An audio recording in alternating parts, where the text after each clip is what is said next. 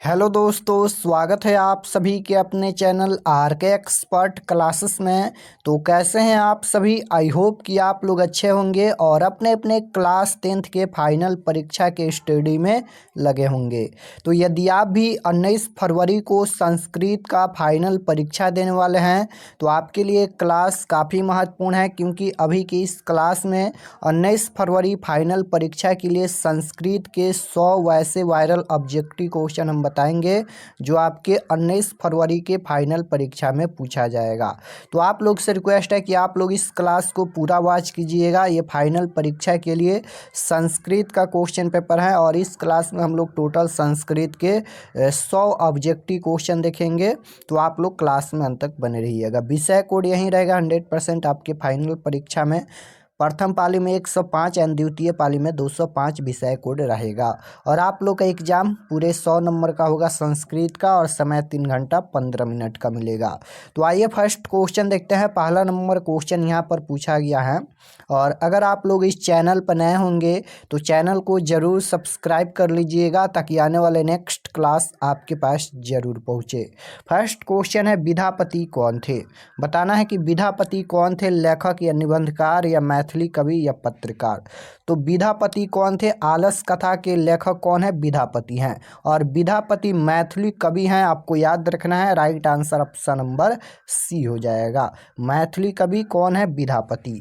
Question number 2 पूछा गया है, मैथिली भाषा के कवि कौन है? वही क्वेश्चन है। तो मैथिली भाषा के कवि कौन है? तो विद्यापति हैं। को किस भाषा की कवि है? मैथिली भाषा। आपको याद रखना है, ये भी क्वेश्चन में पूछा जा सकता है। तो right answer option number B हो जाएगा। क्वेश्चन नंबर 3 पूछा गया है, मिथिला का मंत्री कौन था? बताना है कि मिथिला का मंत्री कौन था। तो मिथिला का मंत्री कौन था? वीरेश्वर था। ऑप्शन नंबर डी में दिया गया है। ऑप्शन नंबर डी बिल्कुल राइट आंसर हो जाएगा। क्वेश्चन नंबर 4 पूछा गया है कि आलसियों के सुख को देखकर कौन बनावटी आलस दिखाकर भोजन ग्रहण करने लगे? तो धूर्त आलसी भोजन ग्रहण करने लगे। ऑप्शन नंबर बी बिल्कुल राइट आंसर होगा। क्वेश्चन नंबर 5 पूछा गया है कि पहला आलसी क्या बोला? यानी जब आलसशाला में आग लगाई गई आलसियों की परीक्षा लेने के लिए, तो जब आलसशाला में आग लगी तो पहला आलसी क्या बोला? तो पहला आलसी बोला, कैसे हल्ला हो रहा है। यानी राइट आंसर ऑप्शन नंबर ए हो जाएगा। क्वेश्चन नंबर 6 पूछा गया है कि चारों आलसियों को किसने निकाला? तो चारों आलसियों को किसने निकाला?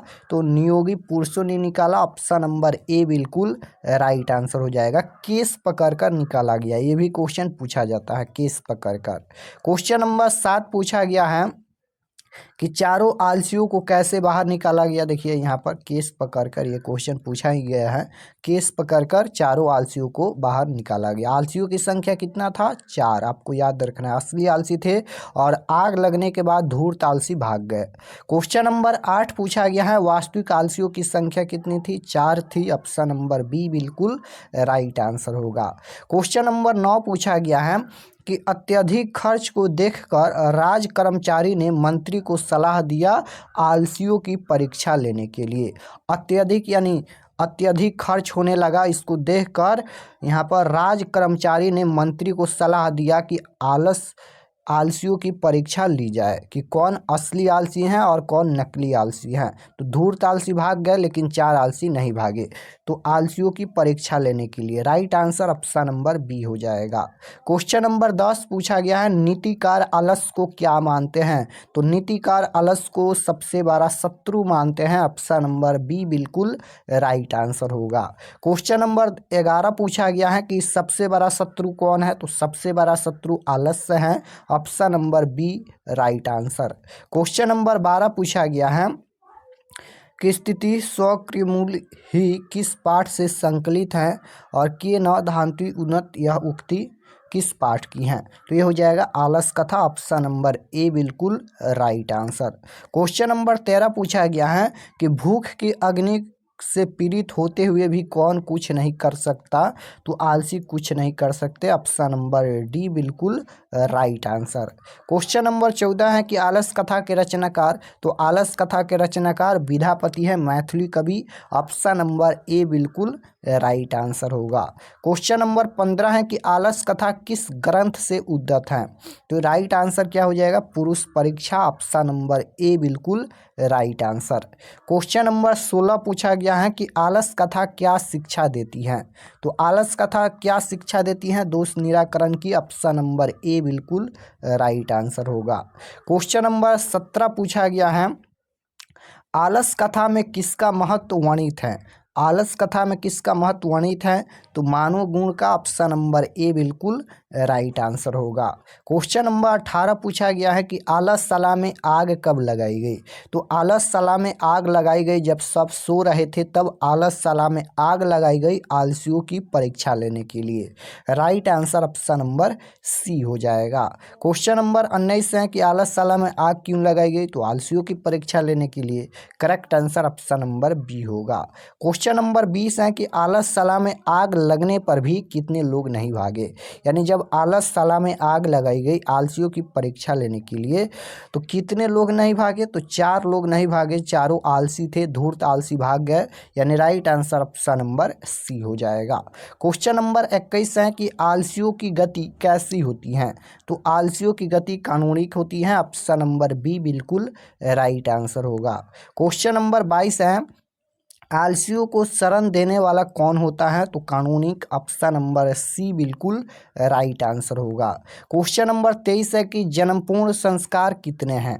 जन्मपूर्ण संस्कार कितने होते हैं? तो त्रय हो जाएगा। ऑप्शन नंबर डी बिल्कुल राइट आंसर हो जाएगा।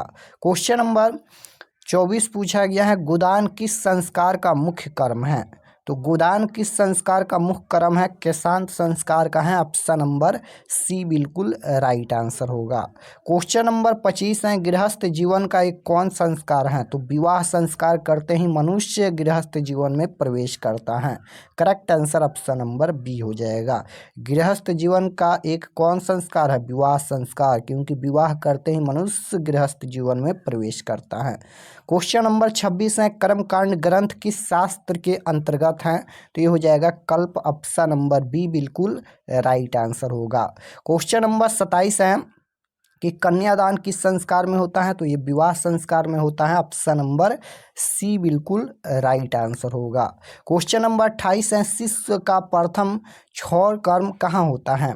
तो गुरु के घर पर। ऑप्शन नंबर सी बिल्कुल करेक्ट आंसर होगा। क्वेश्चन नंबर 29 है शिक्षा समाप्त होने पर गुरु शिष्य को कहाँ भेजते हैं? तो अपने घर भेजते हैं। ऑप्शन नंबर डी बिल्कुल करेक्ट आंसर होगा। क्वेश्चन नंबर 30 है शैशवावस्था के संस्कार कितने हैं? तो 6 हैं और कुल संस्कार कितना होता है? 16 होता है। क्वेश्चन नंबर 31 है शिक्षा संस्कार कितने हैं? अब यहाँ पर शिक्षा संस्कार पूछा गया है, तो शिक्षा संस्कार 5 होते हैं। ऑप्शन नंबर सी बिल्कुल राइट आंसर होगा। क्वेश्चन नंबर 32 है कि पुष्पवन संस्कार कब होता है? तो पुष्पवन संस्कार कब होता है? पुष्पवन संस्कार होता है जन्म के पहले। ऑप्शन नंबर डी बिल्कुल राइट आंसर होगा। क्वेश्चन नंबर 33 है मंडप निर्माण का आयोजन किस संस्कार में होता है? तो ये भी विवाह संस्कार में होता है। ऑप्शन नंबर बी बिल्कुल राइट आंसर होगा। 34 नंबर क्वेश्चन है कि मनुष्य का गुण दोष किससे निर्धारित होता है? तो मनुष्य का गुण दोष संस्कार से ही निर्धारित होता है। ऑप्शन नंबर ए बिल्कुल राइट आंसर होगा।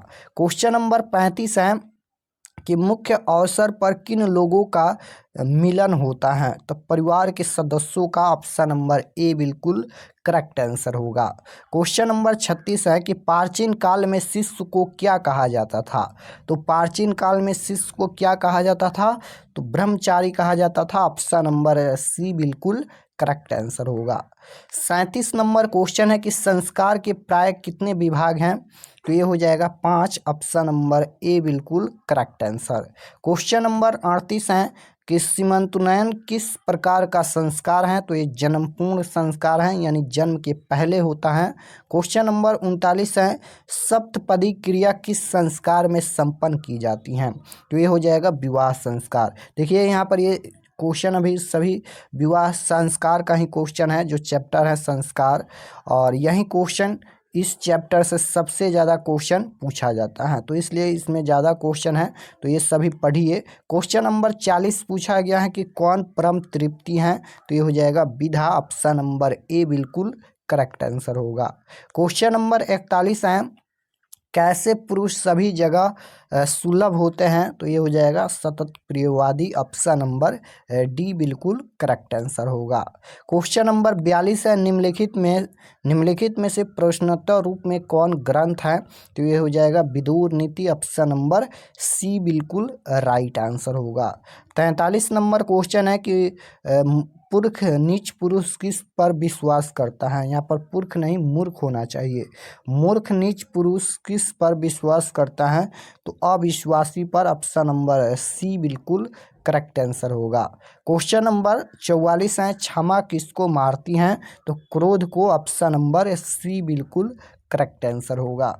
45 नंबर क्वेश्चन है, अपनी उन्नति चाहने वालों को कितने दोषों को त्याग देना चाहिए, तो 6 दोषों को त्याग देना चाहिए, correct answer C. 46 number question है कि पतिरेव गति होगा बलना जननी गति रिक स्थान में कौन सा पद होगा, तो ये हो जाएगा स्त्री नाम, ऑप्शन नंबर बी बिल्कुल राइट आंसर। क्वेश्चन नंबर 47 है, रूप की रक्षा किससे होती है, रूप की रक्षा किससे होती है, तो आपको याद रखना है कि रूप की रक्षा मिर्जिया से होती है, ऑप्शन नंबर बी बिल्कुल राइट आंसर होगा। क्वेश्चन नंबर 48 है कि नरक के कितने दरवाजे हैं जिसमें व्यक्ति का नाश होता है, तो 3 दरवाजे हैं, ऑप्शन नंबर डी बिल्कुल राइट आंसर होगा। उत्तम शांति क्या है, तो उत्तम शांति क्षमा है, ऑप्शन नंबर बी बिल्कुल राइट आंसर। 50 नंबर क्वेश्चन है कि शत्रुता को कौन बढ़ाता है, तो ये स्वार्थ बढ़ाता है, ऑप्शन नंबर ए बिल्कुल राइट आंसर। क्वेश्चन नंबर 51 है, अपने और पराये की गणना कौन करता है, तो ये हो जाएगा संकुचित हृदय वाला, ऑप्शन नंबर बी बिल्कुल राइट आंसर। क्वेश्चन नंबर 52 है कि धृतराष्ट्र कहाँ के राजा थे, तो ये हो जाएगा हस्तिनापुर, ऑप्शन नंबर बी बिल्कुल करेक्ट आंसर। क्वेश्चन नंबर 53 है कि धर्म की रक्षा किससे होती है, धर्म की रक्षा किससे होती है, तो धर्म की रक्षा सत्य से होती है, ऑप्शन नंबर ए बिल्कुल राइट आंसर होगा। क्वेश्चन नंबर 54 है, घर की लक्ष्मी कौन होती हैं, तो स्त्री होती हैं, ऑप्शन नंबर बी बिल्कुल राइट आंसर। क्वेश्चन नंबर 55 है, किससे कुल की रक्षा की जाती है, बताना है कि किससे कुल की रक्षा की जाती है, तो व्यवहार एवं वृत्ति से कुल की रक्षा की जाती है, ऑप्शन नंबर ए बिल्कुल राइट आंसर होगा। क्वेश्चन नंबर 56 है, किसको तत्वज्ञ पंडित कहा जाता है, तो हो जाएगा सभी प्राणियों को, ऑप्शन नंबर सी बिल्कुल करेक्ट आंसर होगा। 57 नंबर क्वेश्चन है कि किसके द्वारा 6 दोषों को मार देना चाहिए, तो पुरुष के द्वारा, ऑप्शन नंबर बी बिल्कुल राइट आंसर होगा। विनम्रता किसको मारती हैं, तो ये हो जाएगा अपशब्द को, ऑप्शन नंबर सी बिल्कुल करेक्ट आंसर होगा। बिना बुलाए कौन आता है, आप जानते हैं मूर्ख आता है, option number A correct answer. Question number 60 है कि सभी जीवों में तत्वज्ञ व्यक्ति कौन है, तो हो जाएगा पंडित, ऑप्शन नंबर डी बिल्कुल राइट आंसर होगा। क्वेश्चन नंबर 61 है कि छोटे से भी छोटा और बड़े से भी बड़ा क्या है, तो छोटे से भी छोटा और बड़ा से भी बड़ा क्या होता है, आत्मा होता है, ऑप्शन नंबर सी बिल्कुल राइट आंसर होगा। 62 नंबर क्वेश्चन है, सभी कर्मों के योग को क्या कहा जाता है, तो सभी कर्मों के योग को योग्य कहा जाता है, ऑप्शन नंबर सी बिल्कुल राइट आंसर। 63 नंबर क्वेश्चन है, संसार में बच्चों का सच्चा रक्षक कौन है, तो माता, ऑप्शन नंबर ए बिल्कुल राइट आंसर। 64 नंबर क्वेश्चन है, परम तृप्ति देने वाली क्या है, तो विधा है, ऑप्शन नंबर ए बिल्कुल राइट आंसर। 65 नंबर क्वेश्चन है कि राम प्रवेश राम उच्च विद्यालय में कौन सा स्थान प्राप्त किया, राम प्रवेश राम उच्च विद्यालय में कौन सा स्थान प्राप्त किया, पहला स्थान प्राप्त किया, ऑप्शन नंबर सी बिल्कुल राइट आंसर होगा। राम प्रवेश का घर किस तरह का घर था, तो ये हो जाएगा कुटी, option number A correct answer. 67 number question है कि राम प्रवेश के पिता थे? तो राम प्रवेश के पिता क्या थे? निर्धन हो जाएगा, ऑप्शन नंबर बी बिल्कुल राइट आंसर। क्वेश्चन नंबर 68 है, राम प्रवेश के भाई बहन कितने थे? तो 2 थे, right answer option number A होगा। क्वेश्चन नंबर 69 है, राम प्रवेश नौकरी में कहाँ सेवा कर रहे थे? तो केंद्र प्रशासन में, ऑप्शन नंबर बी बिल्कुल राइट आंसर होगा। 70 नंबर क्वेश्चन है, राम प्रवेश के गांव का नाम क्या है? तो राम प्रवेश के गांव का नाम है भीखनटोला, ऑप्शन नंबर ए बिल्कुल राइट आंसर हो जाएगा और ये बिहार में है। क्वेश्चन नंबर 71 है, राम प्रवेश ने स्नातक परीक्षा में कौन सा स्थान प्राप्त किया? तो प्रथम स्थान प्राप्त किया, ऑप्शन नंबर बी बिल्कुल राइट आंसर होगा। क्वेश्चन नंबर 72 है, भीखनटोला क्या है? तो भीखनटोला क्या है? यह एक गांव है जो कि बिहार में है, ऑप्शन नंबर ए बिल्कुल राइट आंसर होगा। 73 नंबर क्वेश्चन है, भीखनटोला गांव कहाँ है? बिहार में है, option number B right answer. 74 है, भीखनटोला गांव में शिक्षक किसको देखा? तो दलित बालक को देखा, ऑप्शन नंबर बी बिल्कुल करेक्ट आंसर होगा।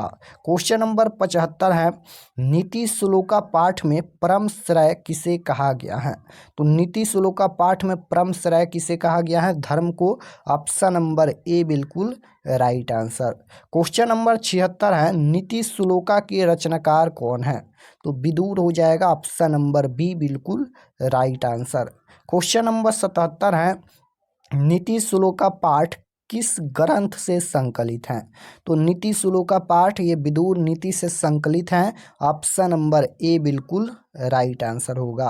क्वेश्चन नंबर 78 है, नीति श्लोका महाभारत के किस पर्व से संकलित हैं? उद्योग पर्व से संकलित हैं। क्वेश्चन नंबर 79 है, सारा संसार अपना परिवार किसके लिए है? तो ये हो जाएगा उदार चरित्र वालों के लिए, ऑप्शन नंबर सी बिल्कुल राइट आंसर। 80 नंबर क्वेश्चन है, विदुर नीति किस ग्रंथ का अंश विशेष है? महाभारत का है, ऑप्शन नंबर बी बिल्कुल राइट आंसर। 81 नंबर क्वेश्चन है, विदुर किसके मंत्री थे? तो ये हो जाएगा धृतराष्ट्र के, option number C correct answer. Question number 82 है, विदुर नीति के रचनाकार कौन है? तो विदुर नीति के रचनाकार विदुर हैं, ऑप्शन नंबर बी हो जाएगा। अपनी उन्नति चाहने वालों को कितने दोषों को त्याग देना चाहिए? तो 6 दोषों को त्याग देना चाहिए। क्वेश्चन नंबर 84 है, करमवीर कथा पाठ में किसकी कथा है? तो करमवीर राम प्रवेश राम का ही नाम है, तो राम प्रवेश राम का ही कथा है, ऑप्शन नंबर ए राइट आंसर। 85 नंबर क्वेश्चन है, करमवीर कथा से क्या शिक्षा मिलती है? तो कर्म करने की शिक्षा मिलती है, correct answer option number B होगा। क्वेश्चन नंबर 86 है, करमवीर कौन था? राम प्रवेश राम ही था, ऑप्शन नंबर ए राइट आंसर होगा। 87 नंबर क्वेश्चन है, करमवीर राम प्रवेश कहाँ उन्नत स्थान को प्राप्त किया? तो केंद्र लोक सेवा परीक्षा में, ऑप्शन नंबर सी बिल्कुल। 88 नंबर क्वेश्चन है कि भारतीय दर्शन की संख्या कितनी है? तो भारतीय दर्शन की संख्या 6 है, option number B right answer होगा। भारत का कैसा गौरव सब तरह से समृद्ध है? तो ये हो जाएगा आधुनिक, ऑप्शन नंबर ए बिल्कुल राइट आंसर होगा। 90 नंबर क्वेश्चन है, शास्त्र क्या होता है? तो ज्ञान शासक, ऑप्शन नंबर ए बिल्कुल राइट आंसर होगा। शास्त्र करा पाठ में उठकर सादर अभिवादन कौन करते हैं? तो छात्रगण, ऑप्शन नंबर डी बिल्कुल राइट आंसर होगा। शास्त्र कब वेद रूप होता है? तो ये हो जाएगा नित्य, option number C. Question number 93 है कि वेदांग कितने हैं? तो आपको याद रखना है 6 होता है, ऑप्शन नंबर सी बिल्कुल राइट आंसर। क्वेश्चन नंबर 94 है, वैशेषिक दर्शन के प्रवर्तक कौन है? तो कणाद हैं, ऑप्शन नंबर ए बिल्कुल राइट आंसर। 95 नंबर क्वेश्चन है कि हरिन प्लस डिप से कौन सा शब्द बनेगा? बताना है कि जब दोनों को जोड़ेंगे तो कौन सा शब्द बनेगा? हरिणी बनेगा, ऑप्शन नंबर सी बिल्कुल राइट आंसर होगा। गुरुत्तर शब्द किससे बनेगा? गुरुत्तर शब्द किससे बनेगा? तो गुरु प्लस तरफ से बनेगा, ऑप्शन नंबर डी बिल्कुल राइट आंसर होगा। वर्तमानम में कौन सा प्रत्यय है? प्रत्यय पूछा गया है, वर्तमानम में कौन सा प्रत्यय है? सानच प्रत्यय होगा, ऑप्शन नंबर बी बिल्कुल राइट आंसर। क्वेश्चन नंबर 98 है, त्व प्रत्यय किस शब्द में है? त्व किस में जुड़ा है? तो देखिए देवत्वम, देवत्वम में त्व प्रत्यय जुड़ा है। ऑप्शन नंबर बी बिल्कुल राइट आंसर। 99 नंबर क्वेश्चन है, स्त्री प्रत्यय कितने हैं? तो स्त्री प्रत्यय 8 होता है, आपको याद रखना है। चलिए 100 नंबर क्वेश्चन देखिए, अवसर टाप से कौन सा शब्द बनेगा? तो ये हो जाएगा स्व शब्द बनेगा। ऑप्शन नंबर 1 करेक्ट आंसर होगा। तो यहाँ पर हम लोग क्लास 10th के संस्कृत के टोटल 100 क्वेश्चन देखे हैं। आप लोग कमेंट में बताना कि आप लोग का कितना प्रश्न सही हुआ। और अगर आप लोग इस चैनल पर नए होंगे तो चैनल को ज़रूर सब्सक्राइब कर लीजिएगा, ताकि आने वाले नेक्स्ट क्लास आपके पास ज़रूर पहुँचे। और इसका सब्जेक्टिव क्वेश्चन डाउनलोड करने के लिए गूगल पर जाना है, सर्च करना है RK एक्सपर्ट क्लासेस, और फर्स्ट पेज आएगा, वहाँ से जाकर आप लोग इसका सब्जेक्टिव क्वेश्चन डाउनलोड कर सकते हैं। तो मिलते हैं नेक्स्ट क्लास में, तब तक अपना स्टडी कीजिए। आप सभी को धन्यवाद।